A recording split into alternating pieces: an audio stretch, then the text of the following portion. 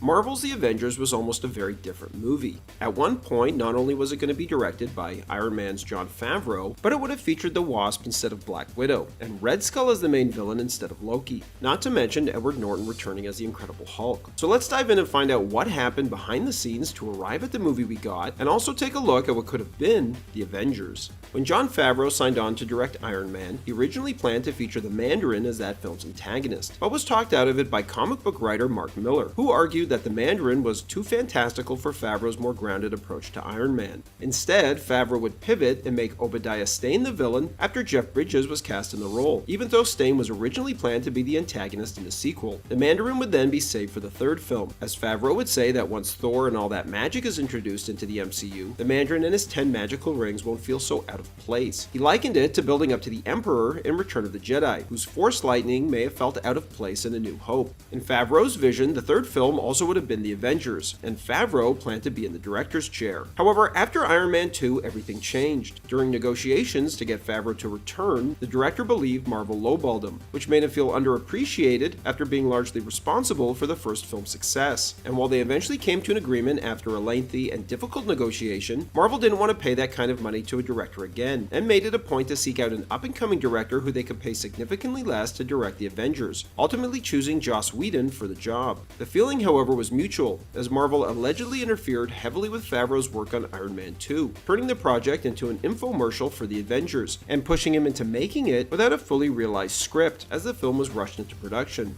Disappointed with how Iron Man 2 turned out, and as Mickey Rourke put it, frustrated with Marvel breaking his balls, Favreau had little desire to return to direct The Avengers, if it meant facing the same level of creative interference. He'd eventually say, going from directing and creating this world to just being Happy Hogan in The Avengers would be, I'm not gonna lie, strange. To write the film, Marvel hired Zach Penn, who had written the first draft of Edward Norton's The Incredible Hulk, and his version of the Avengers had some major differences as he spent 4 years writing and rewriting, while Phase 1 continued to evolve and take shape. Similar to Favreau, Penn had concerns over how the fantasy elements of Thor would fit alongside the grounded high-tech science of Iron Man. As a result, Penn significantly reduced Thor's role in the film, and felt he should debut in The Avengers with his own solo film to follow. On top of that, not only did he introduce Loki much later in the story, but there were also discussions about using Red Skull as the main villain instead, which is why he wasn't killed off in Captain America and instead transported through a portal by the Tesseract to set him up to return in a future film. Even Hugo Weaving, who played Red Skull, said that he signed up for 3 pictures, assuming he'd return as a villain for the Avengers.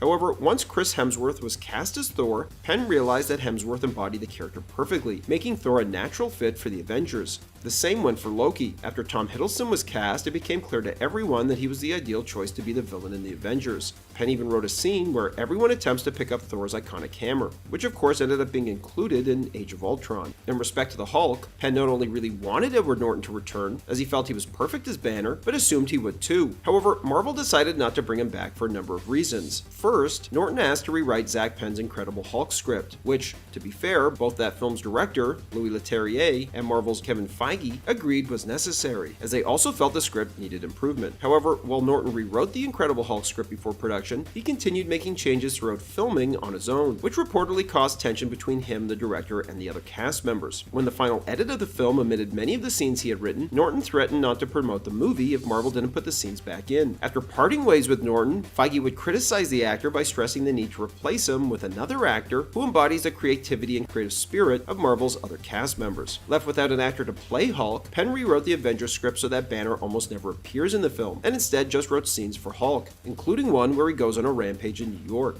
This was set up by the Incredible Hulk director Louis Leterrier at the end of his film, as he purposely left the last shot ambiguous, so that if Marvel wanted to make Hulk the villain in the Avengers, which Leterrier felt Marvel should do, then the last shot of Banner opening his eyes and smirking could be interpreted as Banner not being able to control the Hulk, who the Avengers would then have to team up to stop. Eventually, Norton would be replaced by Mark Ruffalo, which forced the filmmakers to redesign the Hulk yet again, but this time they tried to make the Green Monster look a lot more like the actor who played him, while also having Ruffalo perform the motion capture himself.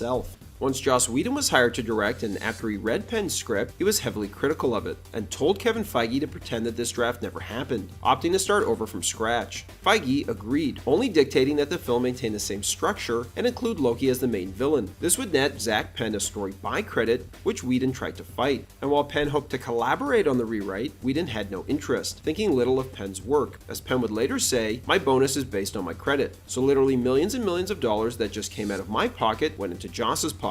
But at least it's not like on the Hulk, where I got replaced by the lead actor." It should be noted that Marvel started making the Avengers before either Thor or Captain America were released. And while Iron Man was a huge hit, Edward Norton's The Incredible Hulk didn't exactly set the world on fire, which is why Robert Downey Jr. initially pushed Whedon to make Tony Stark the lead character in the Avengers, telling the filmmaker that Stark needs to be in the opening sequence and drive the whole movie. To his credit, Whedon would try it, as the movie originally opened with Iron Man in the midst of a battle against a throwaway villain. Eventually, Whedon felt it didn't work, and argued that the film should be an ensemble, with each hero being an arm of the octopus. Whedon also worried that Loki wasn't a big enough threat to take on Earth's mightiest heroes, feeling that the audience would be rooting for the overdog. This led Whedon to write a version of the film that included Obadiah Stane's son, Ezekiel, as an additional villain, who would have aided Loki in opening the portal, out for revenge over the death of his father. However, after reading it, Feige bluntly said, "Yeah, no." For Iron Man 2, Emily Blunt was originally offered the role of Black Widow, but had no choice but to turn it down as she had scheduling conflicts with Gulliver's Travels, which she was contractually obligated to do. After Scarlett Johansson replaced her, she too had potential scheduling conflicts with the Avengers. Worried she wouldn't be available, Whedon cut her character from the script and replaced her with the Wasp, who was a founding member of the team in the comics. However, unlike the other characters who were all introduced in previous Marvel movies, the Wasp would have debuted in the Avengers, which would have required more exposition to explain her origins and powers, as well as character development to give her a proper arc, and this would have come at the expense of the other characters. As Whedon would later say, he had overcompensated and rewritten the movie to be about the Wasp, who he wanted Zooey Deschanel to play. Then Senior Vice President of Marvel Studios Jeremy Latcham would even comment that the Wasp was the funniest character in the whole movie, and well written too. However, once Johansson's scheduling conflicts were worked out, Whedon had to scramble to rewrite the script yet again, in order to put Black Widow back in the film. And while Hawkeye was introduced in Thor, there still wasn't much known about the big screen version of the character heading into Avengers, which is why Whedon wrote a detailed backstory for him, but like the Wasp, realized he would be unable to reference any of it due to time constraints. Allegedly during development, Barton was envisioned as a circus performer, trained by criminals who manipulate him into fighting the team. Even going back to Zack Penn's draft, Hawkeye was the Avenger who was captured and interrogated near the start of the film, instead of Black Widow. At the end of the film, after Iron Man falls back to Earth unconscious, he originally woke up and asked, "What's next?" On the day they shot it, however, Robert Downey Jr. thought the line sucked and asked Whedon for something funnier he could say. Thinking quickly, Whedon thought back to actor Nicholas Brendan's audition for the part of Xander on Buffy the Vampire Slayer, a show Whedon created. After finishing the audition, Brandon turned to everyone and asked, "Does anyone feel like shawarma? I feel like some shawarma." Not only did this line win over Whedon, prompting him to cast Brendan in the role, but Whedon gave it to Downey to say at the end of the Avengers. However, after finishing the movie, Whedon thought it would be even funnier to then show the Avengers eating at a shawarma restaurant, prompting Whedon to go back and put a shawarma restaurant in the final battle, and then film an additional scene of the Avengers eating there, which they shot after the film's world premiere. There was just one problem though. Chris Evans grew out his beard after the movie was done filming, for his upcoming role in Snowpiercer. This is why Cap isn't eating in the final scene, because they gave Evans a prosthetic jaw to cover up his beard, which not only looked bad, but made him unable to eat, so Evans covered it with his hand so you couldn't see it.